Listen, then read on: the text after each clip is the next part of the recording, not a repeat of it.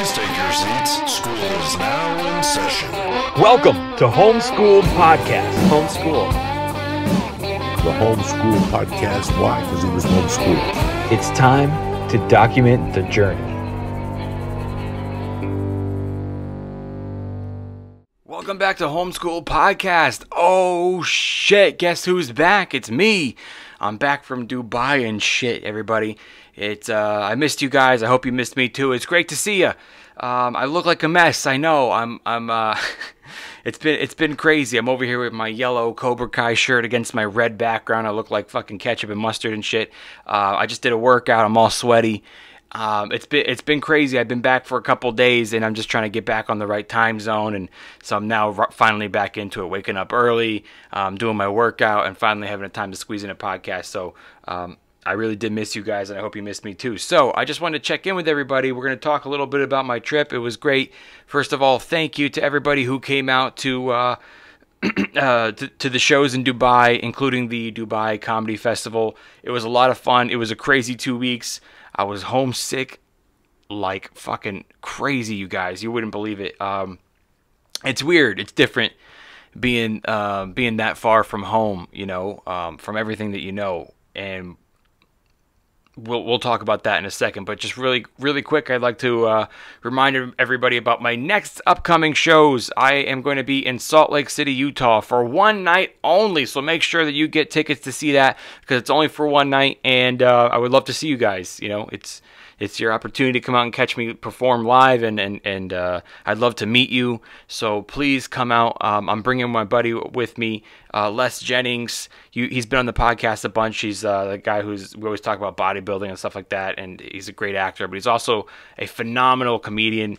He's been doing it a lot longer than I have, so it's going to be a great show. You got me and him. So Salt Lake City, Utah. You can get tickets at homeschooledpod.com or go to augostinocomedian.com. It'll take you to the same website, homeschooledpod.com. Click on tour, and you get your tickets there. We're performing at a brewery called Level Crossing Brewery. Okay, so tickets and information are at homeschoolpod.com. Right after that, I'll be in Austin, Texas, and I'm bringing Lee Syatt with me, the Flying Jew. We're doing a Jew and a Catholic walk into a bar show. It's me and Lee Syatt. You guys got to come down. And like I said, Austin, Texas, we're performing in the Romo Room, which is the hottest place, the hottest comedy venue in Austin, Texas right now. The Romo Room. Check it out. Again, we'd love to meet you. Lee would love to meet you, so come on out.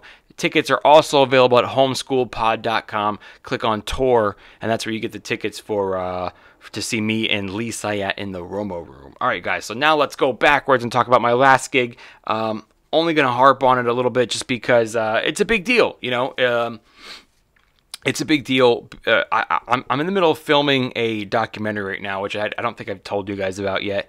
I'm filming a short documentary, and just about like the comeback of stand-up comedy after the pandemic and stuff. So it was great to go do a tour, overseas because, a 2-week tour because that was like the epic comeback that showed we can travel internationally again. It showed that comics are getting booked again, and guys, it went great. And I mean, yeah, I missed home. It's just very different being that far away from your home.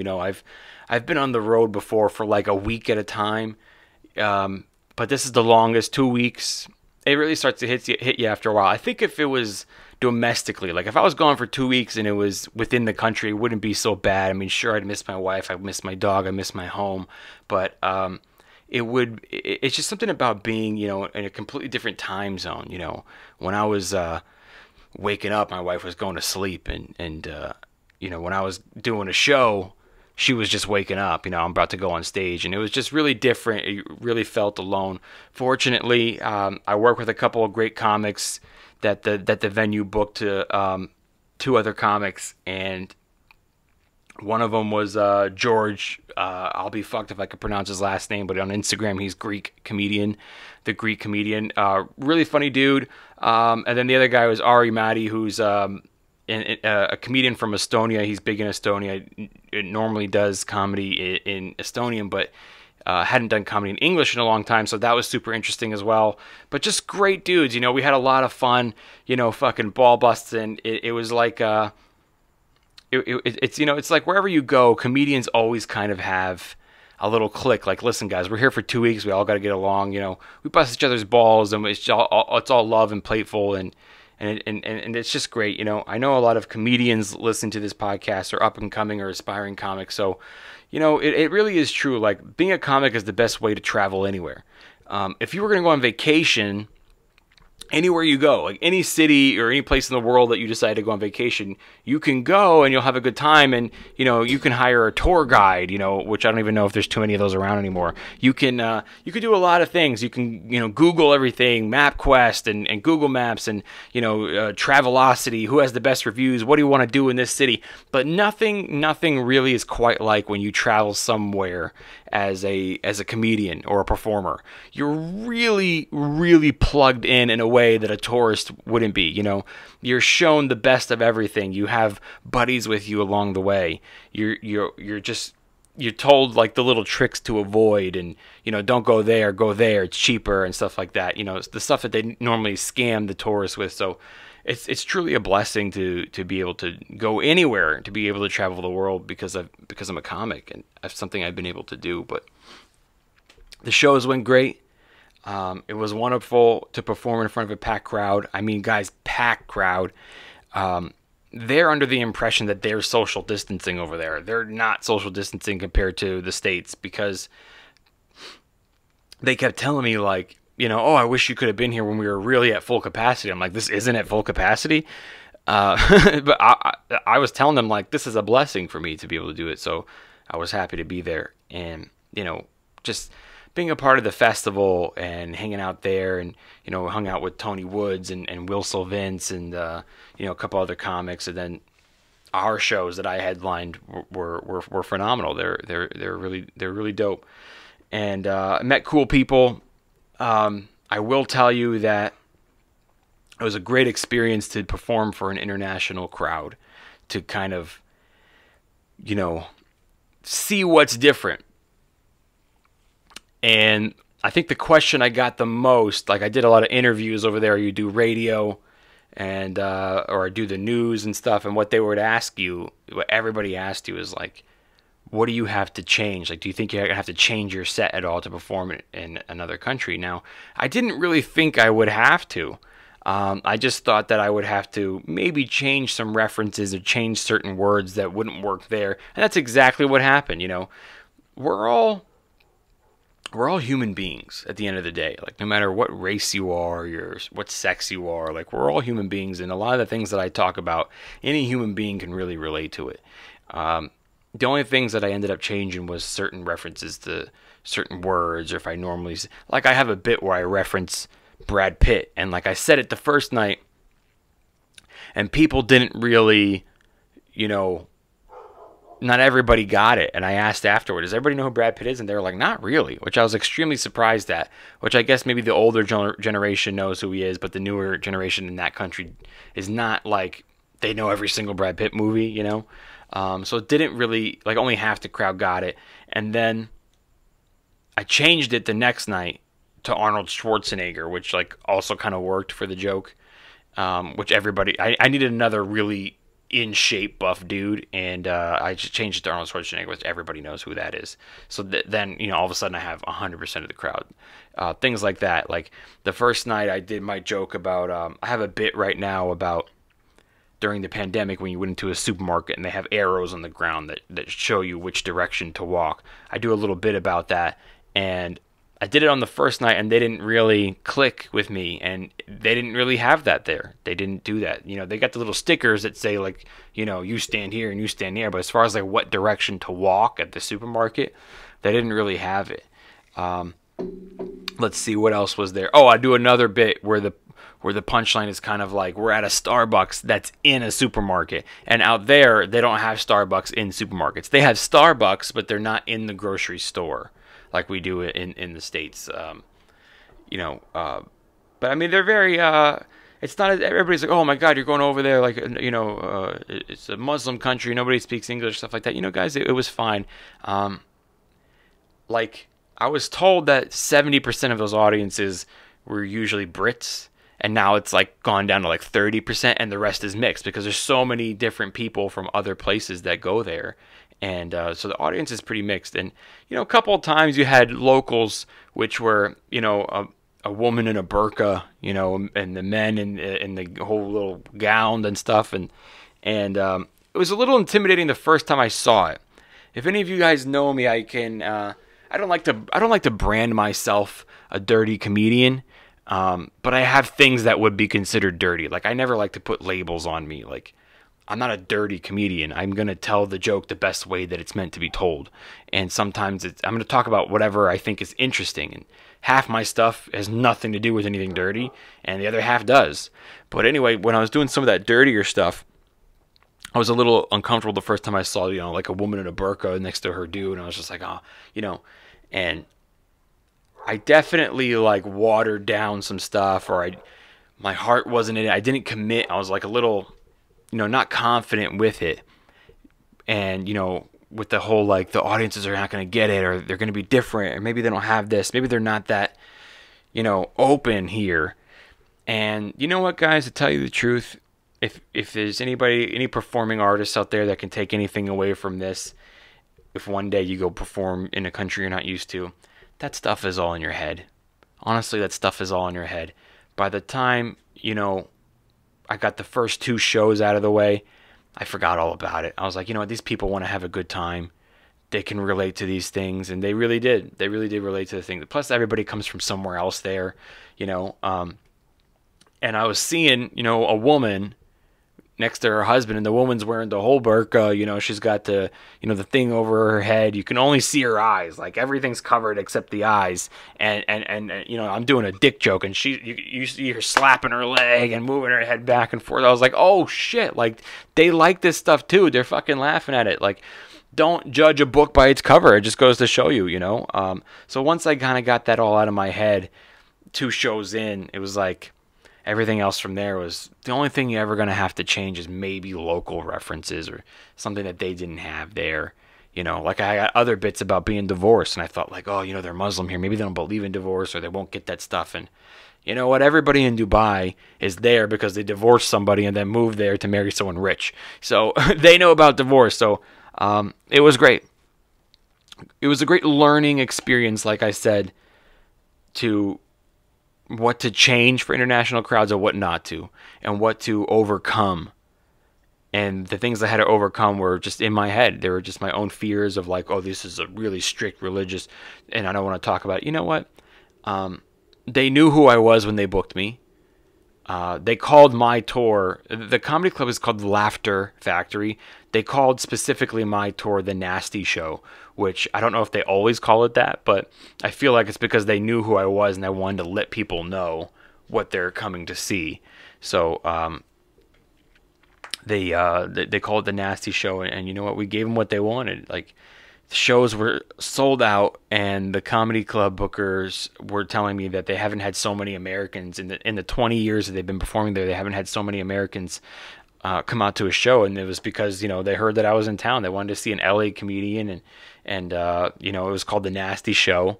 I think that comedy is bigger than it ever was with Netflix and everything putting it on the map, that everyone across the world knows who some of the best American comics are. Everybody knows Bill Burr over there. Everybody knows Louis C.K.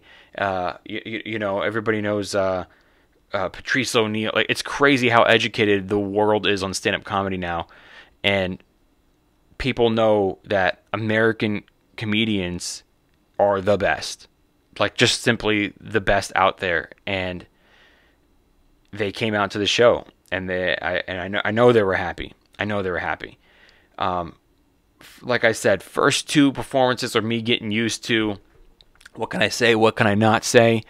Then I was fully comfortable and fine. And by the 3rd show, you guys, it was great. And then by the 4th show, I was like, though you can tell the difference. Like, that's a headliner set. It is just a difference. I'm not talking about how much time you did. I'm not talking about, I'm just talking about a headliner set.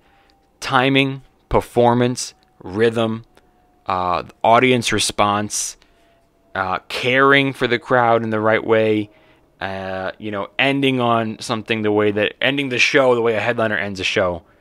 You can just tell the difference between the sets, and I saw it happen. I saw like that's how the rest of this tour is gonna go, and it did. It did. It was wonderful. So I just wanted to check in with you guys. I haven't done a podcast in weeks, but I did pre-record some, so I think it hasn't been that long since you guys had one for me. But I'm back. We're back doing it. I got great guests lined up. I just want to check in with you and tell you a little bit about my trip and how it's great to be back. I did make some jokes with some friends of mine, and one of them said that I should maybe talk about it on stage and make it into a bit, which was like, they were like, oh, how was Dubai? And I was like, I have no idea why anyone wants to travel the world. No, I think the way that I said it is anybody who says I want to travel the world is a fucking idiot. Like there's like nothing that great. Guys, I'm not trying to shit on Dubai. I'm not trying to say it wasn't an amazing experience and I didn't absolutely love it. But at the end of the day, it's a fucking 16-hour flight for something that's essentially Las Vegas, only hotter, It's just, by the end of it, I was just like, I like my country. What's better than America? What the fuck's better than America? Sure, we had a great time over there. There were some beautiful areas. The club treated us really well. 5-star hotels, paid for all our food. Delicious, delicious meals at fine restaurants. They threw us a yacht party, took us out in a yacht, all the comics and the whole crew and everything. It was so fun. I'm not trying to say anything like that. But I'm trying to say after several days, you start to go like, fuck, America's good, man. Like, fuck, I can go anywhere and get something that I can eat. Now, say what you want about me, I don't give a shit. Yeah, I don't eat meat. I'm a pescatarian. I only eat fish, which thank God it's not exactly like Vegas because there is an ocean. So I felt a little bit more comfortable eating fish, and I got some really delicious food. But besides that, I don't eat eggs anymore. I try to avoid dairy. There's no such thing as almond milk over there. I couldn't tell you how happy I was to be home where there's almond milk. You guys, there wasn't one cauliflower in the whole fucking country. Out here, cauliflower is huge. You got buffalo cauliflower. You got fucking, you got cauliflower pizza. You can do anything with cauliflower. In the Middle East, they don't even know about cauliflower. They know fucking nothing about it. And I'll tell you what, booze is really, really expensive because they tax it like 70%. So the government taxes 70% on booze, and it's fixed into the final price. So like, I was thinking, oh, my wife likes wine. Maybe I'll bring her back wine. And somebody was like, dude, don't bring her back wine from here. Like, you ever see a grape in the desert? There's no good wine. The wine out there, it's like there's 70%. So if you're buying a $70 bottle of wine, it's really a $2 bottle of wine, or $1. It's like $2 chuck, but you're paying 70 for it. So, but that's just how it goes. The government's smart. They know, like, we don't want you drinking, but all right, you want to drink? We're going to tax the shit out of it. It was a great experience, learning experience as a performer. It was wonderful. I mean, that's how you should travel anywhere in the world as a performer. That's how you get plugged in, like really plugged into a city. But it's just nothing. I love my country, you guys. Nothing's better. Like, let me tell you, every city I've ever traveled to domestically, and now including Canada, and now including Dubai, every city I've ever flown into, it's all the same. Every airport looks the same. You get into a taxi, and every taxi ride from the airport to your hotel looks exactly the same. It's all some highway, some freeway, past an industrial shit until you get to the residential hotel area. Everything looks exactly the fucking same. And if you're on that side of the world, go to fucking Dubai, man. If you're in London, go to Dubai. Like, if you're in Dubai, go to fucking London. If you're in the United States and you're thinking about you want to go to Dubai, go to fucking Vegas. Go to Atlantic City. I mean, I'm not, who am I to tell you what to do? But the point is that, like, it's great to be back. I go out for breakfast. I'm like, well, what can I eat for breakfast? It's like, we got omelets. I'm like, I can't eat eggs. Well, we got these little wraps. What's in the wrap? Fucking chickpeas and lamb. Like, who the fuck eats chickpeas and lamb? I mean, you order dessert, and they're like, oh, it's vanilla ice cream with chickpeas. You guys fucking put chickpeas in everything? It's just good to be home is what I'm trying to get at. But it was a great experience, and one more thing that I'll harp on for a second is there's I didn't know this, but at random times throughout the day, this this loudspeaker comes on in the city, and it's just it's a prayer, and it says like a prayer, and I didn't know it. All of a sudden you just hear like and that's you just hear this like 3-minute long prayer, and it plays on speakers throughout the city, and including in the middle of the night. It's like 5 a.m. This shit's waking me up. I'm like, what the fuck is that? And I wanted to put my phone out the window and Shazam it. Even Shazam is like, I don't know what the fuck that is. The theme song to fucking Homeland Security? I don't know. But I want to give a big thank you to all my new friends in Dubai. I joke around and stuff, and I'm a silly American who absolutely loves my country. You hear about Americans, I fit the fucking profile. I love it here. We can, I go to the airport, I can get a fucking sandwich. You guys go to the airport over there. I was starving, about to get on a 16-hour flight. There's nothing to eat but fucking McDonald's or hummus, But I absolutely love my new Dubai friends. Everybody that followed me on Instagram, everybody that's going to keep in touch and hopefully listen to this podcast. And I would go back in a heartbeat. I would go back and perform in the city. It was a lot of fun, and I hope everybody gets a chance to come to the United States as well. We have great comedians out here. And that's it, you guys. I'm going to keep coming on here and talking more. I'm going to let you, little by little, we have great guests coming up that I have scheduled. And little by little, I'm going to start sharing a little bit more of my experiences there as well, because it definitely was something to talk about. A great experience that I would have never been given the opportunity. Number one, if it wasn't for Jimmy Schubert, who recommended me for the job, and I wouldn't have gotten the opportunity if it wasn't for me being a stand-up comedian. I should never take it for granted that I'm able to do what I love as a living.